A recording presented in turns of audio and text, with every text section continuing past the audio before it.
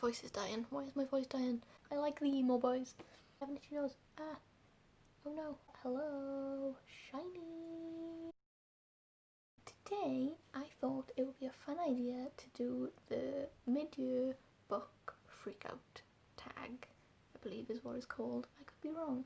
I wasn't tagged, but I saw it and I wanted to do it. So I first saw it on Brightness Katie Reed's channel. I'll link her video down below. So it's just a bunch of questions, kind of talk through some of my favourites in 2020 so far.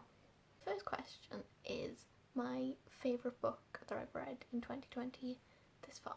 And I have a couple, and I will be honest, some of these you're going to see crop up again and again. I've read 61 books this year so far, but I'm still repeating myself about the same like 5, so what can you do?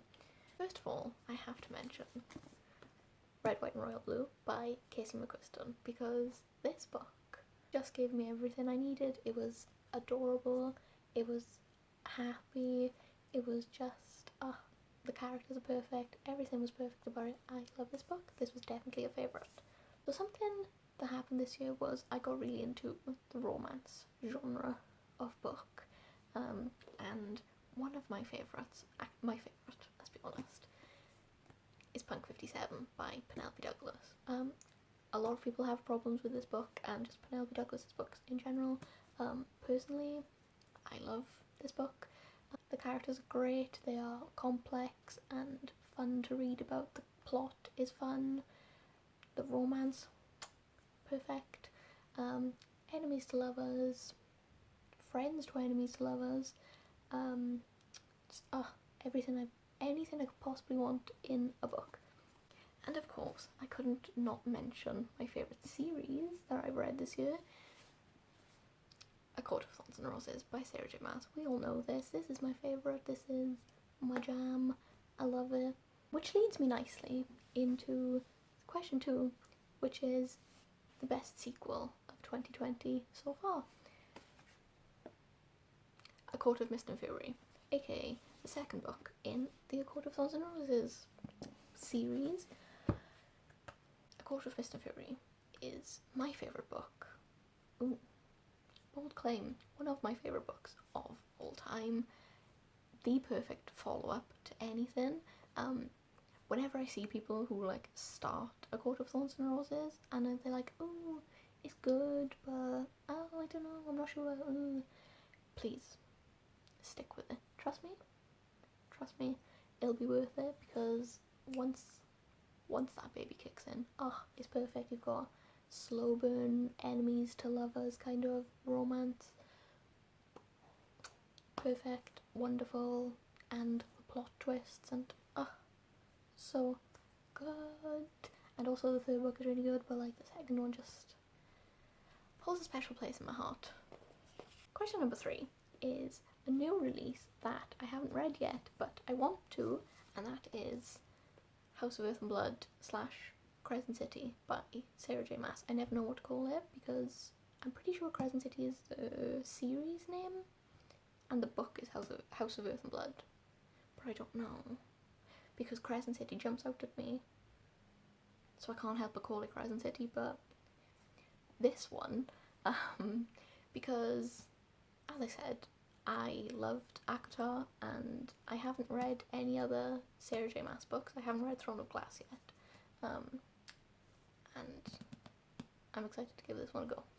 Question number 4 is my most anticipated release of the second half of 2020, and that award goes to How the King of Elfhame Learned to Hate Stories by Holly Black. Because, listen, a couple of weeks ago I read The Cruel Prince, The Folk of the Air trilogy, and I fell in love with it. It was so good.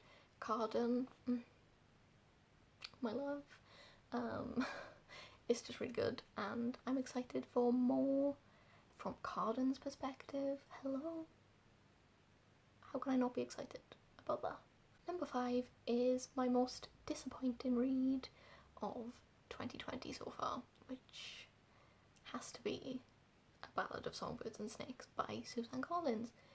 Because, look, was it the worst book I've ever read? No. Was it as bad as I thought it was going to be? No. Was it as good as I hoped it would be? No. It just really fell flat. For somebody who holds the Hunger Games very close to my heart, wasn't it for me, so I'm sorry, Suzanne. Forgive me.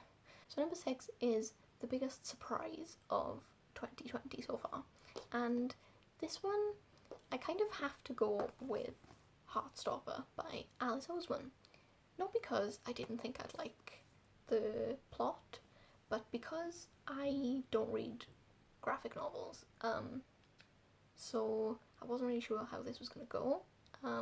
Turns out I loved it. I read it in like one sitting, and I need more ASAP, so this was definitely surprising. In a different vein, another surprise for me was The Guy on the Left by Kate Stewart. Like I said, I've read a lot of romance this year. I read The Guy on the Right a while ago and I really liked it and it was adorable. And then I wanted to go on to The Guy on the Left, but I wasn't really sure because age gap romances for me, I've learned I don't like. I'm not into it.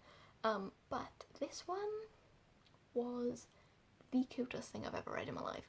I'm like 99% certain I gave it a 5-star, which I think I only gave The Guy on the Right 4 stars, so this was even better for me, which was very unexpected. And if you liked The Guy on the Right and you weren't sure about The Guy on the Left, read it. Or also if you're not sure about age gap romances, I feel like this is a really good one, which even I liked, and I hate an age gap. Number 7 is my new favourite author, which is kind of difficult for me because pretty much every author I've read this year has been new to me because, so as I said, I've read a lot of books this year. Last year my total was 5. I have not read much in the last few years at all, so I'm really playing catch up, and so all these authors pretty much are all new to me, and I really wanted to give this to Sarah J Maas because I loved ACOTAR so much, but I can't in good conscience give it to Sarah J Maas because, like I said, I haven't read Throne of Glass yet, I haven't read Crescent City yet, so who knows, she could flop. But who I have read a lot of this year is Penelope Douglas. I've read a lot of her books now this year and I've enjoyed all of them except Birthday Girl because, as I said, I don't like age gap. But every other one has been really good. If you like a dark romance, she's your gal. She just does everything I need. Yeah, so it has to be Penelope. The next question is a fun one, and it is my newest fictional crush, which, okay, so when I saw this question, a few people came to mind, and then I noticed a pattern. So I'm going to list them off and then I'll tell you what I noticed. Rhysand from A Court of Thorns and Roses, obviously. Cardan from The Cruel Prince. Maven from The Red Queen, which, Red Queen? I think it's just Red Queen. Which is a curveball, and I've only read the first book, but Maven. And Misha from Punk 57. Those were the 4 that came to my mind straight away. Now, what do all these characters have in common? Well, I'll tell you. They're all brooding, kind of emo, kind of mean characters. So, clearly, I have a type. What does that say about me? I don't know, but it's just who I am, and I will not be shamed for my basicness on my book crushes, and that's just it, okay? I like the emo boys. Number 9 is my favourite character, which again is very difficult for me because I get really invested in stories. I just fall in love with characters really easily, so this was really difficult. And obviously I love Feyre and Rhysand from ACOTAR, but also I have to mention Alex and Henry because these pair, they are just adorable, they're perfect, the best couple, and I love them. Number 10 is a book that made me cry, and I'm really coming off like a broken record and I'm really sorry about that, but no book has made me shed tears like A Court of Mist and Fury and also A Court of Wings and Ruin. When I tell you I bawled my eyes out on both of these, oh my god, like I really wish I was filming when I read them because I was a mess. Like a whole mess. Number 11 is A Book That Made Me Happy, and again it's gonna have to be Red, White and Royal Blue because I have never felt such happiness when reading a book as I have reading this. Let me tell you, I smiled the entire time. It was just pure happiness in a book. I also wanted to quickly shout out also The Unhoneymooners by Christina Lauren and The Hating Game by Sally Thorne. These two are two of my favourite romances I've read this year, and they all both made me so happy. If you're just looking for something that's really cute and will just honestly really make you happy and also if you really like enemies to lovers, which I do, it is inarguably the best trope, I don't care what anybody says. Those two are a really good place to start. Number 12 is the most beautiful book you have bought or received this year, and it has to be Six of Crows and Crooked Kingdom because, hello, shiny, like, come on, how can you not, like, they're shiny and beautiful and sprayed edges. I'm a sucker for a sprayed edge, I live for it, it's my favourite. And then you've got shiny foil. I haven't read these yet, but I just like to look at them, you know.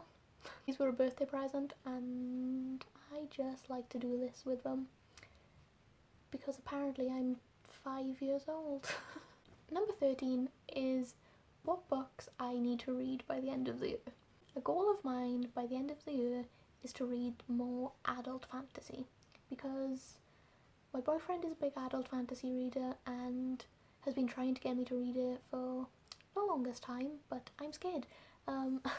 And I think I want to start with Mistborn by Brandon Sanderson, which scares me. Adult fantasy in general just kind of terrifies me, and my goal for the end of the year is to get over it, essentially. That's it, just get over it.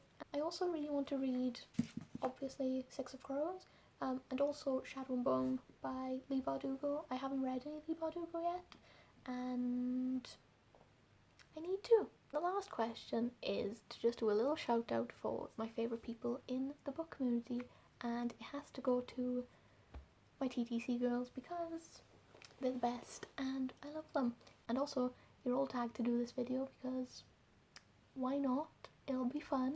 And also, cheeky little plug at the end of the video is if you're interested in Cassandra Clare and the whole Shadowhunter Chronicles, then all 9, I can't remember, of us are doing monthly live shows where we talk about each book in the whole series. We've only done one so far. Our second one is next week, June the 20th, Sunday, at 4 p.m. UK time, I believe. I'll put it here because I might be getting this wrong. But yeah, if you want to come along, it's a fun time. That's pretty much it. I hope you liked this video. It was just something a bit different. So I hope you liked it. Yeah,